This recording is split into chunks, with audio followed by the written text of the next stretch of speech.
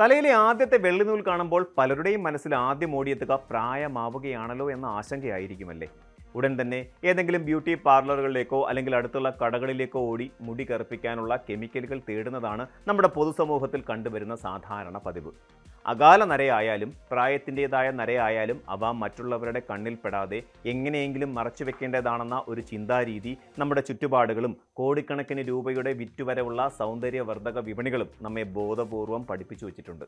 എന്നാൽ ഈ പരമ്പരാഗത ചിന്തകളെ പാടെ തള്ളിക്കളഞ്ഞുകൊണ്ട് തങ്ങളുടെ സ്വാഭാവികമായ നരച്ച മുടിയെ അഭിമാനത്തോടെയും അതിലേറെ സന്തോഷത്തോടെയും നിലനിർത്തുന്ന ഒരു വലിയ വിഭാഗം ആളുകൾ ഇന്ന് നമുക്കിടയിലുണ്ട്. പുറമേ നിന്ന് നോക്കുന്നവർക്ക് ഇത് കേവലം ഒരു ഫാഷൻ ട്രെൻഡോ അല്ലെങ്കിൽ രൂപഭംഗിയിൽ ശ്രദ്ധിക്കാത്തത് കൊണ്ട് സംഭവിക്കുന്ന അലസതയായോ ആയി തോന്നാമെങ്കിലും ഇതിനു പിന്നിൽ ശക്തമായ ചില മനഃശാസ്ത്രപരമായ കാരണങ്ങളുണ്ടെന്ന് വിദഗ്ധർ ചൂണ്ടിക്കാണിക്കുന്നുണ്ട്. മുടിയുടെ സ്വാഭാവികത നിലനിർത്താനുള്ള ഈ തീരുമാനം കേവലം ഒരു അലസതയല്ല, മറിച്ച് ശക്തമായ ആത്മവിശ്വാസത്തിൻ്റെയും സ്വയം തിരിച്ചറിവിൻ്റെയും മനഃശാസ്ത്രപരമായ പ്രഖ്യാപനമാണ്. മുടി നരച്ചതുപോലെ വിടുന്നവരെക്കുറിച്ച് പലപ്പോഴും സമൂഹം ചില മുൻവിധികൾ വെച്ചു പുലർത്താറുണ്ട്. അവർ വൃത്തിയില്ലാത്തവന്മാരാണെന്നോ തങ്ങളുടെ ബാഹ്യരൂപത്തെക്കുറിച്ച് ഒട്ടും ആകുലതകളില്ലാത്തവരാണെന്നോ ഒക്കെയുള്ള ആക്ഷേപങ്ങൾ ഇത്തരക്കാർക്ക് നേരെ ഉയരാറുണ്ട്. എന്നാൽ മനഃശാസ്ത്രജ്ഞർ ഈ കാഴ്ചപ്പാടിനെ പൂർണ്ണമായും നിഷേധിക്കുകയാണ്. മുടി ഡൈ ചെയ്യാതിരിക്കുന്നത് ഒരു വ്യക്തിയുടെ നിസ്സംഗതയെ അല്ല, മറിച്ച് അവരുടെ വ്യക്തമായ ആന്തരിക മുൻഗണനകളെയാണ് കാണിക്കുന്നത്. വാർദ്ധക്യത്തെയും അതിലൂടെ ശരീരത്തിലുണ്ടാകുന്ന സ്വാഭാവികമായ മാറ്റങ്ങളെയും ഒരു യുദ്ധം പോലെ നേരിടുന്നതിന് പകരം അതിനെ സ്നേഹത്തോടെ സ്വീകരിക്കാൻ ഇവർക്ക് സാധിക്കുന്നു. ഒരു വ്യക്തിക്ക് തൻ്റെ സ്വാഭാവിക രൂപത്തോട് തോന്നുന്ന ഇണക്കമാണ് ഇവിടെ പ്രകടമാകുന്നത്. മറ്റുള്ളവരെ കാണിക്കാൻ വേണ്ടി തങ്ങളുടെ ശരീരത്തിൽ കൃത്രിമമായ മാറ്റങ്ങൾ വരുത്താൻ തങ്ങൾ തയ്യാറല്ലെന്ന ഉറച്ച നിലപാടാണ് ഇവർ സ്വീകരിക്കുന്നത്. ഇതവരെ ബാഹ്യമായ ചങ്ങലകളിൽ നിന്ന് മോചിപ്പിച്ച് കൂടുതൽ മാനസിക സ്വാതന്ത്ര്യമുള്ളവരാക്കി മാറ്റുകയാണ്. നരച്ച മുടി കറുപ്പിക്കേണ്ടതില്ലെന്ന തീരുമാനത്തെ ഏറ്റവും ശക്തമായി വിശദീകരിക്കുന്നത് മനഃശാസ്ത്രജ്ഞരായ എഡ്വേർഡ് ഡേസിയും റിച്ചാർഡ് റയാനും ചേർന്ന് വികസിപ്പിച്ചെടുത്ത സ്വയം നിർണയ സിദ്ധാന്തമാണ്. ഈ സിദ്ധാന്തപ്രകാരം ഒരു വ്യക്തിയുടെ സ്വയം അധികാരം അല്ലെങ്കിൽ സ്വയംഭരണാവകാശം എന്നത് ബാഹ്യമായ സാമൂഹിക സമ്മർദ്ദങ്ങൾക്ക് വഴങ്ങുന്നതിന് പകരം സ്വന്തം ആന്തരിക മൂല്യങ്ങളെ അടിസ്ഥാനമാക്കി തീരുമാനങ്ങൾ എടുക്കുന്നതാണ്. മുടിക്ക് നിറം നൽകാതിരിക്കാൻ തീരുമാനിക്കുന്ന പല മുതിർന്നവരിലും ഈ സ്വയം അധികാരം വളരെ പ്രകടമായി കാണാം. ആളുകൾ എന്നെക്കുറിച്ച് എന്ത് ചിന്തിക്കും എന്ന പരമ്പരാഗതമായ ചോദ്യത്തിൽ നിന്ന് മാറി എനിക്കെന്താണ് ശരിയായി എന്ന് തോന്നുന്നത് എന്ന് ചിന്തിക്കാൻ ഇവർക്ക് സാധിക്കുന്നു. ഈ ഒരു ഘട്ടത്തിൽ അവരുടെ തീരുമാനങ്ങൾ സാമൂഹിക പ്രതീക്ഷകളിൽ നിന്ന് വ്യക്തിപരമായ ഇഷ്ടങ്ങളിലേക്ക് പൂർണ്ണമായി മാറുന്നു. തങ്ങളുടെ യഥാർത്ഥ വ്യക്തിത്വത്തെ അതിൻ്റെ എല്ലാ പരിമിതികളോടും കൂടി സ്വീകരിക്കുമ്പോൾ ലഭിക്കുന്ന ആത്മവിശ്വാസം വിപണിയിൽ നിന്ന് വാങ്ങാൻ കിട്ടുന്ന ഒന്നല്ലെന്ന് ഇവർ തെളിയിക്കുന്നു. പ്രശസ്ത മനഃശാസ്ത്രജ്ഞനായ കാൾ റോജേഴ്സിൻ്റെ സിദ്ധാന്തങ്ങളും ഈ പ്രവണതയ്ക്ക് മറ്റൊരു വ്യക്തമായ ഉദാഹരണം നൽകുന്നുണ്ട്. ഒരു വ്യക്തി യഥാർത്ഥത്തിൽ ആരാണെന്ന ആന്തരിക രൂപവും അവർ ലോകത്തിന് മുന്നിൽ സ്വയം അവതരിപ്പിക്കുന്ന ബാഹ്യരൂപവും തമ്മിൽ കൃത്യമായ ഒരു യോജിപ്പുണ്ടാകുമ്പോൾ മാത്രമേ മാനസികമായ ക്ഷേമം പൂർണ്ണതോതിൽ കൈവരിക്കാൻ സാധിക്കൂ എന്ന് അദ്ദേഹം സമർത്ഥിക്കുന്നു. ഇതിനെ റോജേഴ്സ് അനുരഞ്ജനം എന്നാണ് വിശേഷിപ്പിക്കുന്നത്. പലപ്പോഴും ചെറുപ്പമായി കാണപ്പെടാറുള്ള നിരന്തരമായ ശ്രമങ്ങൾ മനുഷ്യരിൽ വലിയ രീതിയിലുള്ള വൈകാരിക ക്ഷീണവും മാനസിക പിരിമുറുക്കവും ഉണ്ടാക്കാറുണ്ട്. ഓരോ തവണ നരച്ച മുടികൾ പുറത്തു വരുമ്പോഴും അതിനെ ഒളിപ്പിക്കാൻ നടത്തുന്ന തന്ത്രപ്പാടുകൾ വ്യക്തികളെ നിരന്തരം അസ്വസ്ഥരാക്കും.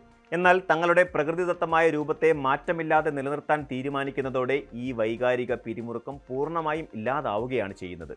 ബാഹ്യരൂപം ആന്തരിക വ്യക്തിത്വവുമായി പൊരുത്തപ്പെടുമ്പോൾ അവർക്ക് കൂടുതൽ ആധികാരികതയും സമാധാനവും അനുഭവപ്പെടാൻ കഴിയുന്നുണ്ട്.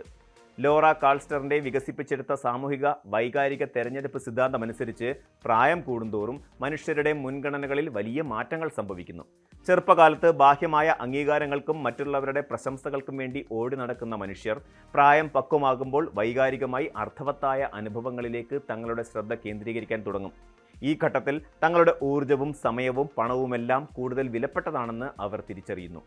ആഴ്ചകൾ കൂടുമ്പോൾ ബ്യൂട്ടി പാർലറുകളിൽ പോയി മുടി ഡൈ ചെയ്യുന്നതിനായി സമയം കളയുന്നതിനേക്കാൾ തങ്ങൾക്ക് സന്തോഷം തരുന്ന മറ്റു കാര്യങ്ങൾക്കായി ആ സമയം വിനിയോഗിക്കാൻ ഇവർ താല്പര്യപ്പെടുന്നു. ബാഹ്യമായ താല്പര്യങ്ങളെക്കാൾ സ്വന്തം ആത്മസംതൃപ്തിക്കാണ് ഇവർ മുൻഗണന നൽകുന്നത്.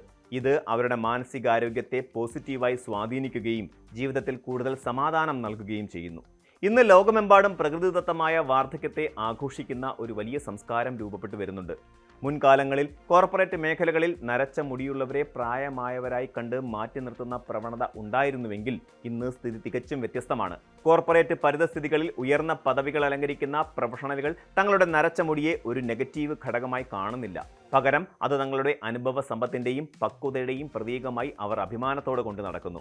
സോഷ്യൽ മീഡിയ കമ്മ്യൂണിറ്റികളിലും ഇന്ന് പ്രകൃതിദത്തമായ സൗന്ദര്യത്തെ പ്രോത്സാഹിപ്പിക്കുന്ന നിരവധി കൂട്ടായ്മകൾ സജീവമാണ്. സിൽവർ സിസ്റ്റേഴ്സ് തുടങ്ങിയ ആഗോള ഓൺലൈൻ കമ്മ്യൂണിറ്റികൾ നരച്ച മുടിയെ ഒരു ശാപമായല്ല, മറിച്ച് വ്യക്തിത്വത്തിന്റെ ഗാംഭീര്യമായാണ് അടയാളപ്പെടുത്തുന്നത്.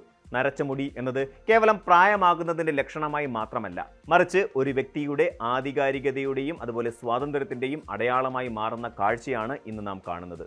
മുടിക്ക് കൃത്രിമമായി നിറം നൽകുന്നതും നൽകാതിരിക്കുന്നതും പൂർണ്ണമായും ഒരു വ്യക്തിയുടെ സ്വകാര്യമായ തീരുമാനമാണ്. 2 തെരഞ്ഞെടുപ്പുകളും അതിൻ്റേതായ രീതിയിൽ ആരോഗ്യകരം തന്നെയാണ്. എന്നാൽ ഇവിടെ ഏറ്റവും പ്രധാനം നാം ഈ തീരുമാനങ്ങൾ എടുക്കുന്നത് ആരുടെ താല്പര്യപ്രകാരമാണ് എന്നതിലാണ്. സമൂഹത്തിൻ്റെ ചോദ്യങ്ങളെ ഭയന്നോ അല്ലെങ്കിൽ മറ്റുള്ളവരുടെ നിർബന്ധത്തിന് വഴങ്ങിയോ ആണ് നമ്മൾ മുടി കറുപ്പിക്കുന്നതെങ്കിൽ അത് നമ്മളിൽ മാനസികമായ അസംതൃപ്തി മാത്രമേ ഉണ്ടാക്കൂ. മാറ്റങ്ങളെ ഭയപ്പെടുന്നതിന് പകരം അവയെ ധൈര്യത്തോടെ സ്വീകരിക്കാൻ പഠിക്കുമ്പോഴാണ് യഥാർത്ഥ ആത്മവിശ്വാസം ഉണ്ടാകുന്നത്.